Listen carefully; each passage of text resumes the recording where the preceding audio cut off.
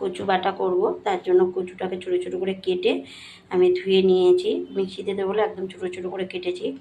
আর রসুন আর লঙ্কা নিয়েছি, এগুলো দিয়ে কচুটাকে আমি মিক্সিতে পেস্ট করে নেব। আগে কচুটা আমি পেস্ট করে নিয়েছি। আর এখানে কিছুটা শুকনো লঙ্কা কালো জিরা নিয়েছি। কড়াই তেল গরম হয়ে গেছে, এটা দিয়ে দেবো তেলের মধ্যে। শুকনো লঙ্কা কালো জিরাটা একটু ভাজা গেছে, এবার পেস্ট করে রাখবো না, বেটে রাখা কচুটা মধ্যে দিয়ে দেবো নুন। এবার এটাকে ভালো করে ভাজবো কড়ার তেলের সঙ্গে। কচুটা দেখো ভালো করে ভাজা ভাজা হয়ে গেছে।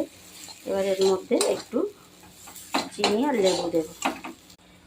একটু চিনি, একটু লেবুর রস দেবো, আসলে যদি গলা চুলকা তাহলে আর চুলকাবে না।